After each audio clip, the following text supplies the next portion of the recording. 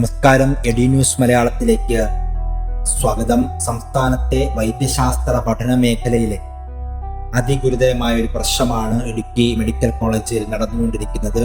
ഇവിടെ പഠനത്തിനാവശ്യമായ അടിസ്ഥാന സൗകര്യങ്ങൾ ഒരുക്കണമെന്നാവശ്യപ്പെട്ട് ഇടുക്കി മെഡിക്കൽ കോളേജിലെ വിദ്യാർത്ഥികൾ രാപ്പകൽ സമരം നടത്തുകയാണ്. സമരം 6ാം ദിവസത്തിലേക്ക് കടന്നു.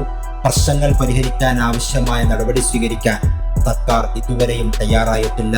ഇടുക്കി ജില്ലാ കളക്ടറുമായി ഇന്ന് നടക്കുന്ന ചർച്ചയിൽ തീരുമാനമുണ്ടായില്ലെങ്കിൽ സെക്രട്ടേറിയറ്റിന് മുന്നിലേക്ക് സമരം നടത്താനാണ് വിദ്യാർത്ഥികളുടെ തീരുമാനം.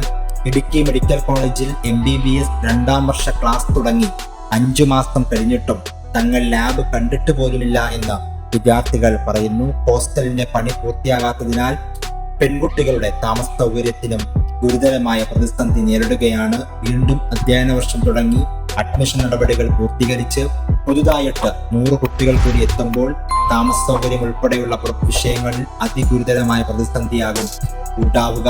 നേരത്തെ ഇടുക്കി മെഡിക്കൽ കോളേജിന് ദേശീയ മെഡിക്കൽ കമ്മീഷന്റെ കാരണം കാണിക്കൽ നോട്ടീസ് ലഭിച്ചിരുന്നു. മെഡിക്കൽ കോളേജിൽ വിദഗ്ധ സമിതി നടത്തിയ പരിശോധനകളിൽ കണ്ടെത്തിയ അതിഗുരുതരമായ പോരായ്മകളുടെ അടിസ്ഥാനത്തിലാണ് നോട്ടീസ് ലഭിച്ചത്. 3 പ്രാവശ്യം മുന്നറിയിപ്പ് കൊടുത്തിട്ടും നിർദ്ദേശങ്ങൾ പാലിക്കാത്തതിനാൽ 1 കോടി രൂപ വരെ പിഴ ചുമത്താവുന്നത് ആണെന്ന് ചൂണ്ടിക്കാണിക്കപ്പെടുന്നു. വിദഗ്ധ സമിതി നടത്തിയ പരിശോധനകളിൽ ഗുരുതരമായ വീഴ്ചകളാണ് കണ്ടെത്തിയത്.